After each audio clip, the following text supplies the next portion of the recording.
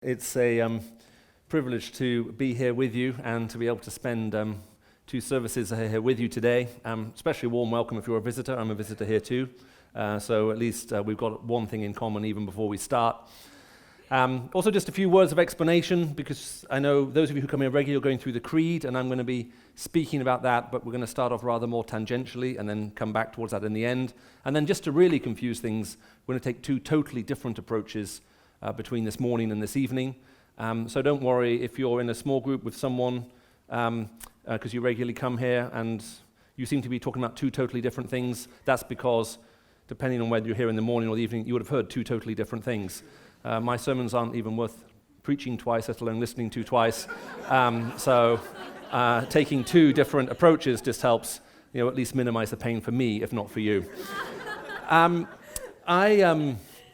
I would like, if I can, just to start by reading something to you. It's an editorial from a newspaper, and when I read it a couple of years ago, or last year rather, I read it and I just thought, there's something in this that just speaks very, very profoundly to the time that we're in right now. And we will be ending looking at a little bit about these words that Jesus Christ, was crucified, died, and suffered under Pontius Pilate, and so on. But I'd really like to connect this with really where we are now. Because as I read this editorial, I couldn't help but be struck by the fact that there are some very big questions that we simply struggle to answer in this day and age. Let me also apologize to those who are listening through the sign language. If your signer suddenly keels over and dies, that's because it's possible that I'm the fastest technical preacher you'll ever hear. But the good news is we believe in the resurrection. And so you will see her again sometime, just may not be tomorrow. So thank you. But thank you for signing. I appreciate it. Let me read to you from this editorial. This was in a major UK newspaper last year. He says, what we're witnessing right now throughout the West is a new politics of anger.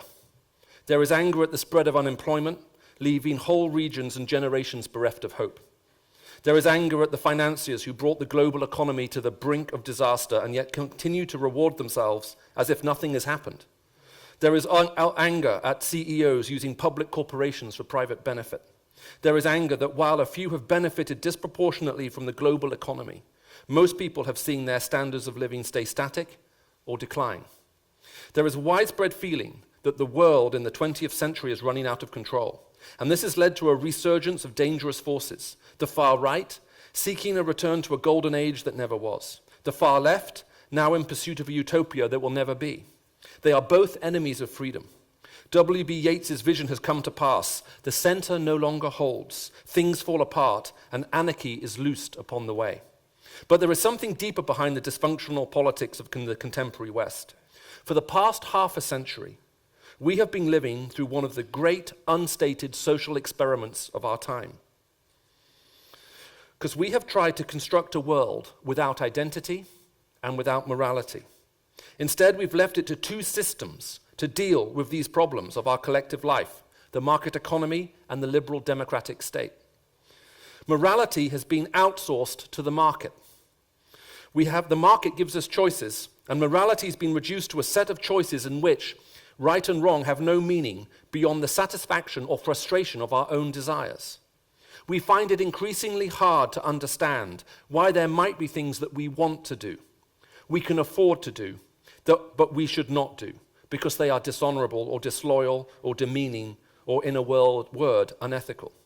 Too many people in positions of public trust have come to the conclusion that if you can get away with it, you'll be a fool not to. And that is how the elites betray the public they were supposed to serve. And when that happens, trust collapses and the civilization begins to decay and die. Meanwhile, the liberal democratic state has abolished national identity in favor of multiculturalism. The effect is to turn society from a home into a hotel. In a hotel, you pay the price, you get a room, and you're free to do whatever you like, so long as you do not disturb the other guests. But a hotel is not a home. It doesn't generate identity or a sense of belonging. I don't know how that strikes you, but the first time I read that, I thought that says so much so well and raises a whole series of actually very profound and very interesting questions, because it raises questions about identity, how we define who we are, and morality, how we actually go about living.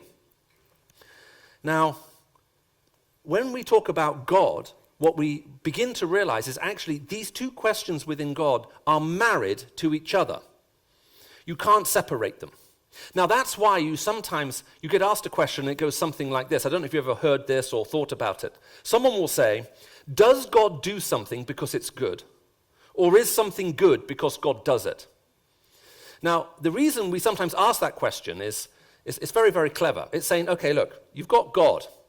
When God does something, is it because there's a moral law that tells him what he should and shouldn't do? In which case, there's something higher than your God. There's something greater than your God.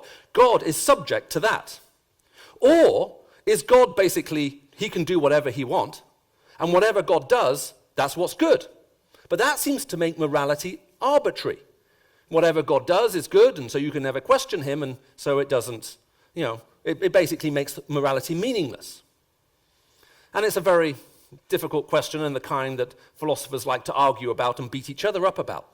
Of course, within the Christian faith, the understanding down through 2 millennia has always been the same, that the moral law describes God's character. It describes who he is. He is light. He is good. He is life. That is who he is. So it's not the fact that there's a moral law that exists outside of God which judges him, or that there's nothing there at all and he's just totally arbitrary and whatever he does happens to be good. It's saying, no, this morality describes his character. So that is why in the Christian faith we say there is no darkness in him, whereas in other faiths we sometimes think, well, there's light and then a little spot of darkness. Does that make sense? Because nothing's purely good. There must still be the presence of evil. And the answer to that is no. He is completely good. That is who he is. It describes his character. It describes who he is. So that is why when you read in the Bible things like in John chapter 1, you'll see phrases like this. In the beginning was the Word, and the Word was with God, and the Word was God. He was with God in the beginning. Through him all things were made. Without him nothing was made that has been made. In him was life, and that life was the light of all mankind. The light shines in the darkness, and the darkness has not overcome it. Or in another book within the Bible, you also find 1 John in chapter 1, you'll read words like this. That which was from the beginning, which we have heard, which we have seen with our eyes, which we have looked at and our hands have touched, this we proclaim concerning the word of life. Life appeared. We have seen it and testify. We proclaim to you eternal life, which was with the Father and has appeared to us. We proclaim to you what we have seen and heard, so that you may have fellowship with us. And our fellowship is with the Father and with his Son, Jesus Christ. And we write this to make our joy complete. And what you see in these passages is that one of those first points, in him is light, in him is life. That is who God is. Now, why is this very important? Well, it's important because the Bible also has something utterly unique to say about us as people, that we were created in his image. In no other ancient system of thought or even modern system of thought do you have anything approximating even the idea that people were created in the image of God. So in most other religious systems, you can happily reduce people to the status of animals and you have no problem in terms of their thinking. But we, however, are like God. We're created in his image. And that also means that you see within us a strong connection between identity and morality. It's woven right into the very core of our being, which means that when we as people do something which is wrong, when we as people do that which is described as sin, we're not just doing something against God, we're also sinning against our own greatest welfare. We pay the price within ourselves for that which we actually do wrong.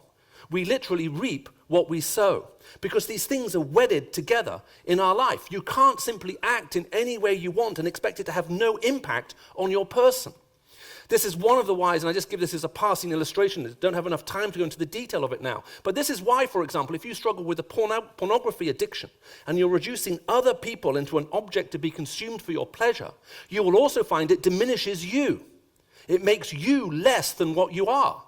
Which is why if you look at some of the forums and even some of the secular struggles with the impact of pornography on society, the problem is we start to use other people for our own pleasure, and at the same time, within ourselves, we become incapable of forming true relationships. We can't actually connect with people in terms of relationship. We find a diminished capacity to do it. And we feel increasingly lonely. So we step up our consumption of the very thing which is diminishing us to stop us forming the kinds of relationships we need to feel fulfilled in the first place. It literally has an impact on us and in us and diminishes us. Now, why is this all also so important? Well, all of us need a sense of identity, and all of us need a sense of morality. This part of the most basic questions we ask. Who am I? Why am I here? Where am I going? Who am I? This question of identity. Why am I here? A question of meaning and purpose, and which implies within it moral thinking. And where am I going? Where does this ultimately take me? What is the destiny that this is actually leading me to? And now we begin then to see that therefore we have this huge hunger, this huge need to create for ourselves identity. And if we can't inherit a form of morality, again, to invent it for ourselves. You know, I grew most of my childhood growing up in the Middle East. So I grew up as a child, first of all, in Saudi Arabia, and then, first of all, actually in the United Arab Emirates in Sharjah. And those are my earliest childhood memories. We lived very close to a town called Dubai. I lived there in the early 1970s. There was one hotel in Dubai in the 1970s. I don't know if any of you have seen pictures of Dubai, but there's certainly more than one hotel there now. And then in the early 80s, we moved to Saudi Arabia, and I spent my early teenage years in Riyadh. And so that's where I was just educated and grew up. That was the culture I was in. And when you're in that kind of setting, you're very aware of how we try to answer these questions about morality and identity. We assume that we inherit it. So you inherit your identity either from geography, the land, and if you ever struggle about Middle Eastern politics and how that all works, so much of it is defined by the land, literally by geography. Or you want a sense of identity from history, in terms of, it's all about your descendancy and who your father was and your grandfather was and your great-great-great, and you keep going back and back and back and back, and that helps define who you are. Or maybe it's simply wedded into a sense of immediate family, just in terms of your immediate upbringing. And in the West, we've become very popular. This has become a very popular idea, mainly because you can blame whatever problems that you have right now on your parents. And so everything becomes your parents' fault, which seems like a great idea until you become a parent. Although it becomes strangely attractive again when you become a grandparent, because now you can blame what's happening to your grandkids on your own kids. And so you get your revenge back. But either way, we're looking to define things in a certain way, or maybe just more broadly in terms of culture. This is my culture. This is my cultural background. This is what shapes who I am and how I think. And you have to understand my culture. And we're all trying to, therefore, either inherit identity or construct identity. Now, when you try to construct your own identity and morality, it's because you don't feel you can inherit it from your immediate environs. Because I moved over to the Middle East very young, I am what sometimes is referred to by sociologists as a third culture kid. Okay, I'm growing up in a culture that I haven't immediately inherited and all those kinds of things. I moved there when I was just very, very young, and that's just what I grew up in. So it's home, but it's not home at the same time. And so now you have a different type of struggle which is going on. Which is why when my parents finally moved to a country called Cyprus, and now all of a sudden all the restrictions that I was brought up in Saudi Arabia, because in Saudi there's a lot of things you can't do. Well, you can do them, it's just that you'll die as a result of doing them. There were all these things that I couldn't do. Now there are all these things that I could do. And I'm now wanting to become the person I've always wanted to be. I'm trying, who am I? I want to become this person. And so that's exactly what I started to do. I began to live my life to become the person I felt I needed to be, to carve out a way of life to live in a particular way. And so as I grew up, I used to watch a huge number of films. I watched all kinds of crazy films. Both Cyprus and Saudi had very liberal interpretations of the copyright laws. Namely, they're not for us. That's a different culture. We have a different practice here. I would see films on video cassette, if some of you here are old enough to know what those are. The rest of you ask someone with grey hair afterwards what a video cassette is. We used to get films on video cassette before they had their premiere in the United Kingdom. And so I used to watch just huge numbers. Everything that came out I saw. And I wanted to be like what I saw on the screen. That's who I wanted to be. So I copied everything that I saw on the screen. So every hero of mine, I wanted to be like them.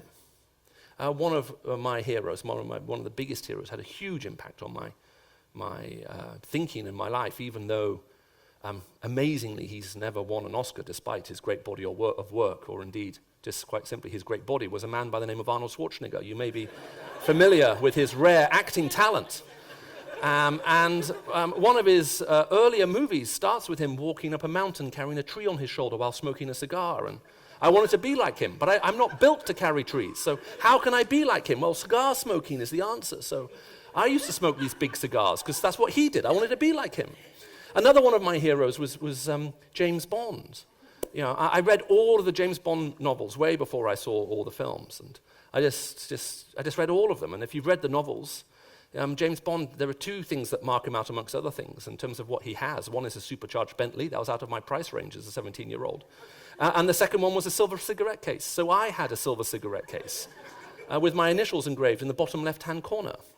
I used to smoke filterless French cigarettes called Gitan, because you can remove a filterless cigarette from a case and you can flick it in the air, and as it spins, it doesn't matter what end you catch, you don't have to ever take it out and put it the other way in, which isn't cool. That's what I wanted, you see, because more than anything else, the reason I was selecting my heroes was I was thinking, what do I want to define me? And the answer was, well, I want to be cool. That's the single most important thing. That's the be-all and end-all, is to be respected and loved because you're so cool. As you can see, I may not have exactly arrived at that destination, but you have to give me 10 out of 10 for effort. I mean, I was trying hard. With a box of matches, you strike a match against that thing that strip down the side. Well, I used to remove that from a box of matches, that little strip, that lighting strip, and stick it to the bottom of one of my shoes. So, having flicked a cigarette into my mouth, I could lean against a wall and put my foot up and strike a match on my boot to light it, like I'd seen happen in the Westerns. And indeed, that entire routine was inspired within me by a guy called Clint Eastwood. And when I was growing up, as far as I was concerned, he was the coolest of them all. I mean, there was nobody cooler than him. He was being interviewed once, and the interviewer said to him, "Mr. Eastwood, why do people think you're so cool?"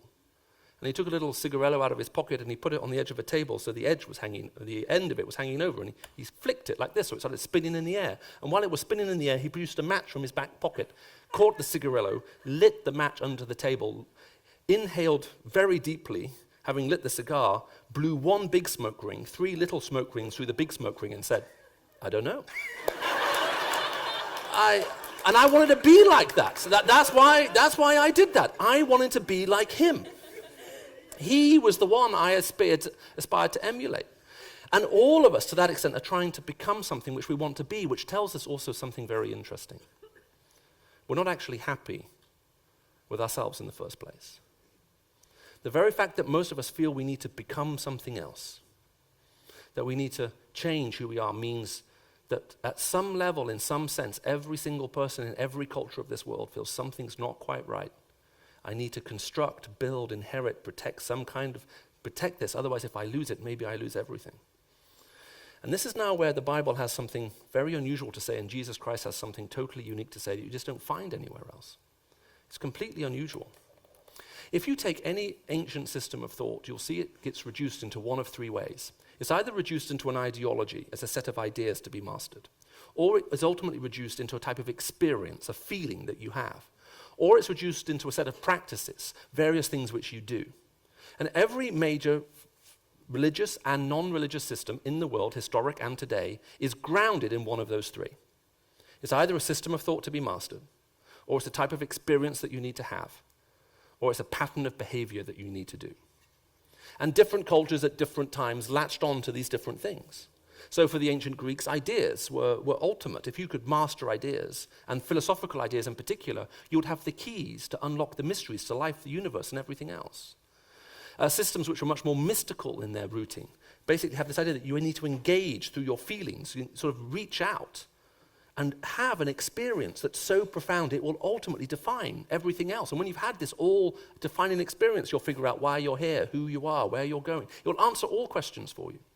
Other systems which are rooted very pragmatically in doing are saying, look, just live this way, put these principles into effect. That will enable you to become who you ultimately want to be.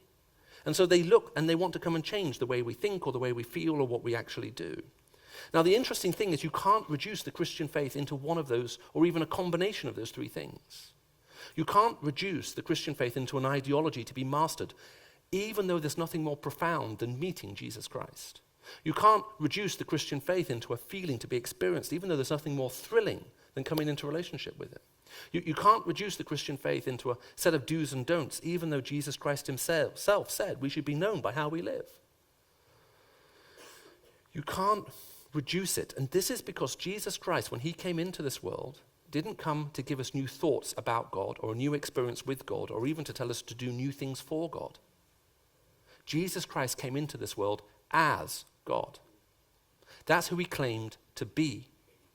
That's who he said he is.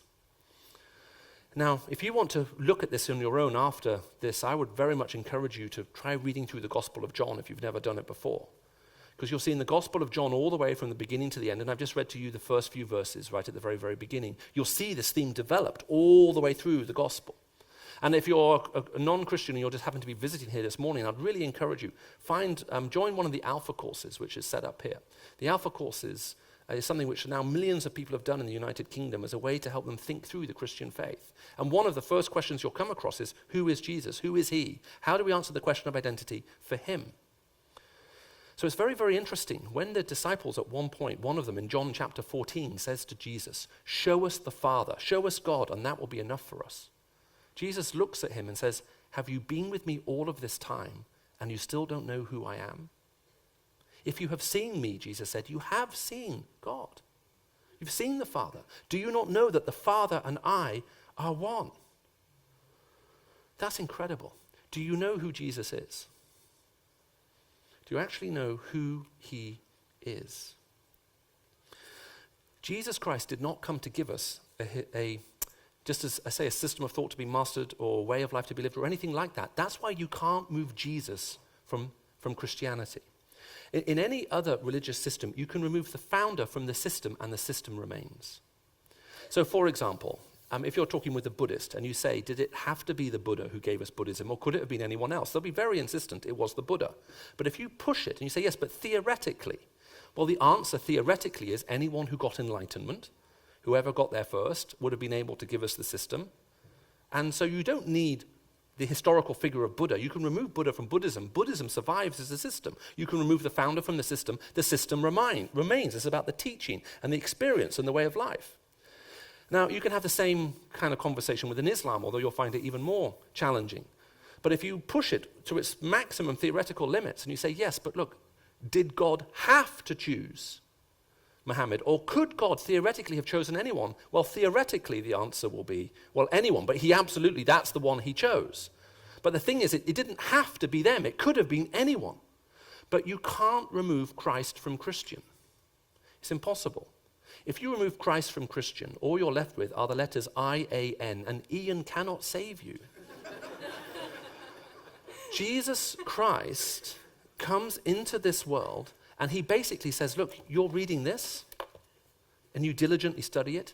This is about me, he says. Everything you read in here is about me. Which is why in the creeds you have this historical statement that Jesus Christ was born by the Virgin Mary. He suffered under Pontius Pilate. He was crucified and died. His life, his real historical existence and life is essential. He had to live. He had to be born. He had to physically die. He had to be raised again to new life. He had to. It's not optional. It's essential because this system is about him. It's about who he is. It's not about just the thought he offers or the experience he grants or the way of life he asks you to live. It is first and foremost defined in terms of, do you know who he is and have you met him? Have you accepted him? Are you in relationship with him? It's first and foremost about him. So you can't remove him from the system and say, well, we can get rid of Jesus and here's everything else. You can't do that, which is why in the early creeds such importance is laid. If you go and talk to a Hindu and you ask them, did these various figures historically exist? It's not a question that they particularly trouble with. And as a matter of fact, a guy who I only got to meet briefly several times, sadly, by the name of Leslie Newbegin, when he was a bishop in India, said Hindus were constantly amazed when they talked to him as a Christian, that the fact that Jesus Christ had to physically live, physically die, there was a physical resurrection. If you could disprove the history, the whole thing collapsed. They were amazed at it because the history wasn't important to them for what they believed. But for the Christian, the history is central, which is why you can look into the Christian faith and ask, is it real? I mean, did it actually happen? Is it true? What is the historical basis? And those are some of the kinds of questions that Alpha tries to answer. Why do we actually believe this is real? Why do we believe this is historical? Why is that so essential? And the answer is because it's about the person of Jesus Christ. Now, the amazing thing is, it's not just about who he is, it's also about who we are. If we're created in his image, if Jesus Christ is the Word, through whom all things came to be, and that's if you look at the Gospel of John in its beginning, it says, through him all things were made, through him nothing was made that has been made, all things that were made came to be through him. Literally, if you read it in its original language, it says everything that came to exist through him. And it draws a distinction, therefore, between what always existed, that which never had to be created, God, and everything else that came to be, things that didn't exist but now do. And you have these two.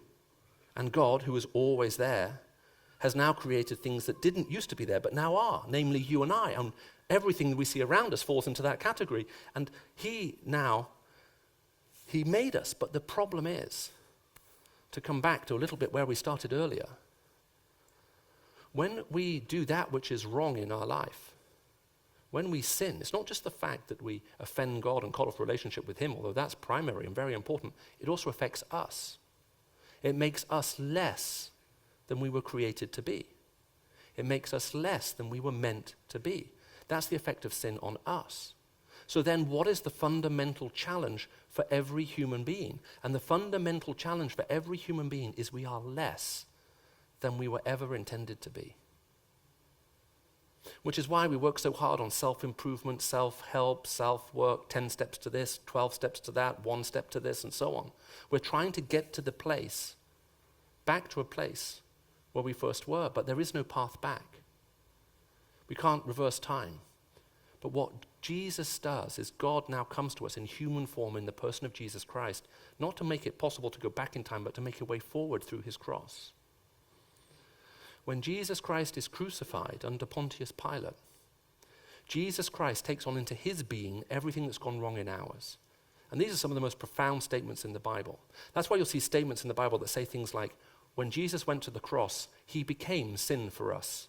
He became a curse for us. Literally, Jesus Christ took on into his being everything that's gone wrong in yours. All the wrong thoughts, all the harmful experiences, all the bad things you have done, and all of the consequence that is entailed in those things, all of it, he takes on into himself.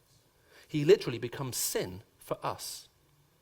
He takes on into his being. And now the God who is perfect and in whom there is no darkness at all takes on literally the sin of the world into himself and cries out on the cross, my God, why have you forsaken me? And this history is literally ripped. And through his physical death, through his taking on the consequence and the reality of all of our sin, all the things that we have done wrong, into himself, and he is buried, he doesn't just take it on and pay the price for it. Through his resurrection, he conquers victorious over it, and he comes and finds each one of us, and he offers us a new life in him. He comes to each one of us and says, all the stuff you've done wrong that's destroyed you, diminished you, reduced you, I'm offering you a new life. I'm offering you a new creation. The Bible talks about it as being born again, or having new life, or having a new creation, or it uses all kinds of language to try to talk about the same thing. This is what you were, but this is who you can be. You can now have a new type of existence in him. Do you know that? Have you had that in your life? That's what it means to become a Christian. Becoming a Christian isn't just saying, okay, I'm going to think this, or I'm going to do that, or I'm going to try and feel that. You can exhaust yourself trying to think things and feel things and do things. You'll be utterly exhausted by the end of it. It could destroy you. It may even put you down into a breakdown, which is why external forms of religion that just simply have control of your outward appearance can actually lead to breakdown and can feel very oppressive at times. There's a difference between that outward pressure to make you conform and now an inner change of your very heart and who you are that changes everything else. And that's what God offers to do in Christ. And that's why this historical event of God coming into this world and becoming a human, what we call incarnation, and then the fact that he suffered, died, was buried, and rose again and will come back is central. It's the earliest Christian creed. The earliest Christian creed that we have ever recorded anywhere we find in 1 Corinthians. And it's very, very simple. Christ has died. Christ is risen. Christ will come again.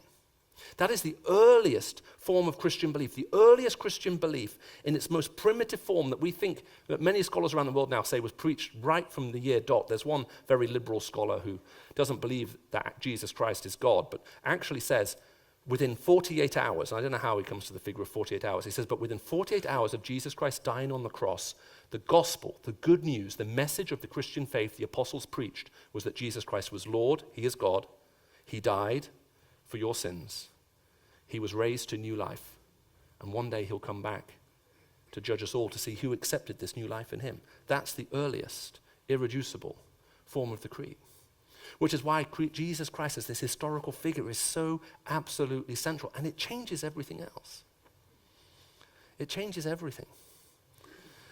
There's I don't know if any of you have seen Michelangelo's statue of David. It's a beautiful statue. If you've ever been to Italy, it is remarkable to see. Well, the first time I went to go and see David, I was expecting to be a bit disappointed because you know when something's been very much bigged up in your mind and your head, and you don't need to know much about antiquity and statues in particular to know that David, King David, the statue of King David, whose life we read about in here, made by Michelangelo, is considered by many to be one of the finest expressions of its type. And so I thought that I went there thinking, I think I'm going to be a bit disappointed. It's so big in my head when I see it, it's going to be a little disappointing. Well, I have to say it didn't disappoint at all. It is absolutely incredible, but here's the amazing thing about it. For the first few hundred years of its life, that statue lived outside. But then it had to be moved inside. The reason it had to be moved inside, and then indeed they built a whole museum just more or less to house that statue, the reason it had to be moved inside is the marble is of incredibly poor quality. I mean, really bad quality. Before Michelangelo ever got his hands on that piece of marble, this massive piece of marble, because the statue is huge. I mean, the statue's just enormous. And if you're a guy and you're going to go and see it, you're going to just have to deal with the fact that it's going to make you feel much less than you are. So this huge piece of marble was outside in a quarry. And 2 other sculptors came along, and they bought this massive piece of marble very cheaply. And what they did is they built a huge tunnel all the way through the base of this massive block. I mean, all the way through the middle. They cored from one end to the other end, because they thought maybe there's a nice bit of marble hidden in there somewhere. Does that make sense? Maybe there's like bad marble, good marble, and then bad marble, and if we tunnel through it, we'll find the good marble, and if we find good marble, then we'll chip all the bad marble off, and we'll make something out of the little bit that remains. And they cored all the way through it, and they found nothing of any quality whatsoever, so they literally threw it out. And there it just stood, unused and neglected for years. It's not even good enough quality to even do anything with. And then Michelangelo came along. Michelangelo could see something that no one else could see, and that's one of the reasons why David stands the way he does, is the one thing Michelangelo couldn't do, does that make sense, was fill in the hole. So he had to work around the hole that was made by these other 2 guys. And he carved out of this low-grade piece of marble one of the most beautifully and highly regarded statues of its genre. It's absolutely well worth seeing. And in many ways, that's exactly what the gospel does. That's exactly what Jesus Christ does when you say yes to him. When you say yes to Christ, he comes and takes whatever is there. Stuff that if people were to know everything about your life would say, you know what? It's such poor quality. It's so messed up, it's so flawed, it's not even worth trying, which is why some of us give up. Sometimes even sadly Christians, we feel like just like giving up. There just seems to be just too many issues, too many problems, so we just give up. And God, far more than Michelangelo, is not just able to carve something beautiful out of what is there, he's also able to change the substance of what is there as well and begin to make it something which is far more beautiful. Because in God's eyes, there's no life that doesn't have value. All life has value because we were made in his image. But when we experience sin and when we do sin, we're literally also diminishing and destroying ourselves amongst everything else we're doing. And Jesus comes and changes everything and makes it completely new. As we draw our time to a close, I'm going to offer 3 possible responses to what I've said today, no matter where you are. And there are only 3 responses, and there only have been 3 responses to the gospel of Jesus Christ, this message of who he is. Number 1 is no. I think you're wrong. What you're saying is wrong, your understanding is wrong, I just don't believe it. It's wrong. And maybe you feel about that very strongly. Maybe it actually bothers you that Christians think it's right and are trying to make other people Christians. You think that's wrong as well. And so you have a moral issue with Christians who think that they should tell other people about who Jesus is and make them Christians too. You think that's wrong. Well, if that's you, if you're such a strongly convinced atheist or agnostic that not only do you think that this isn't right, but is actually wrong, then you only have one response if you're saying no today. If you're saying no, you absolutely have to. You have no option. You are morally compelled as an atheist to come and do the Alpha course. Let me explain why. If that's what you believe, you believe that Christians definitely shouldn't be going out telling other people about Jesus and making even more Christians. That's wrong. And you heard it. Even in this group of churches here, now they want to go and set up another church in another country. And you think that's wrong. Well, here's the thing. If you come to the Alpha course, you're going to consume their resources. They have to employ staff. They have to provide refreshments. They pay for all of that. You don't. So if you come to the Alpha course, you are consuming and absorbing resources which would otherwise be sent to convert some other poor fellow somewhere else. So it's time for you just to big up and take a hit for the team. Don't allow them to send those resources to convert someone else. You absorb the impact of that and you take it on to stop it going somewhere else. So if you are here and you fall into that career, I would absolutely encourage you, come along, do Alpha. The second response is possibly, look, I'm not sure. Maybe there's something in what you're saying, but I'm not sure. And I don't know. Well, why not take the time to find out? There are a lot of friendly people here. They're happy to buy you coffee. And again, it's one of the reasons why churches like this put on things like the Alpha course. It's an opportunity to come out where you can sit in a group with atheists and agnostics and people who believe different things and look at this together and think about it together and figure out, well, is it right? Is it true? So why not just give that a go? You've got nothing to lose. But maybe you're sat here and right now as you're listening to this, you're thinking, yes, I actually understand what you're saying. I understand where you're coming from. And you're listening to this, and it's almost like somehow God himself has reached out his hand into your heart and into your life and just rested his hand on your life and is saying to you, well, look, I'm interested in you. I love you. I created you.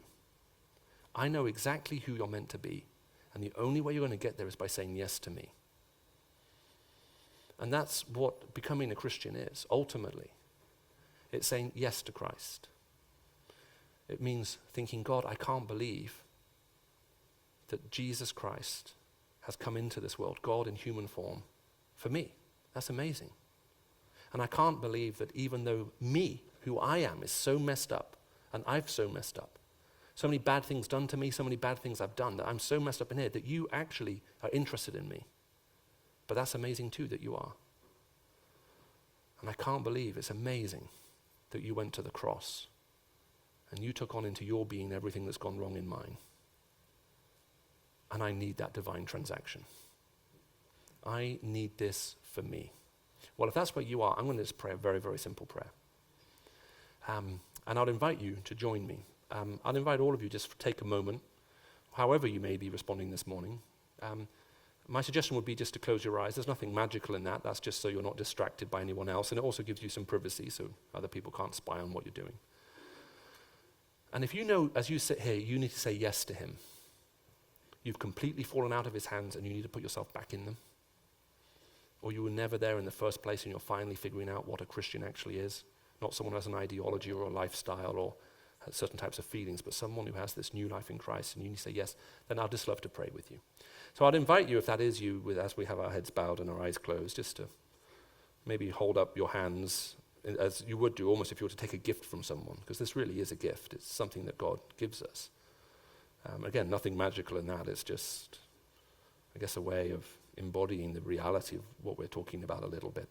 And just pray this with me. Dear Father, I want to thank you that as the author and creator of the universe, the one who made everything, I want to thank you that you came into this world in the person of Jesus Christ. Lord, I want to thank you even more that you came for me. God, I find it hard to understand why you would give yourself to rescue me out of the situation I'm in, but I want to say thank you. Lord, I'm sorry for all the things that I've done. Lord, I've added to all of the sin and the mess in this world. And Lord, I'm sorry for what it's made me. But Lord, I want to receive this new life from you, this new creation, this new heart. And Lord, help me to live for you. Lord, put me in a context of a real family. Lord, a real part of your church where I can talk about my struggles and my successes, where I can weep, where I can cry, that I may grow, Lord, to be like you and to be more like you. And I pray all of this in the precious name of Christ. Amen.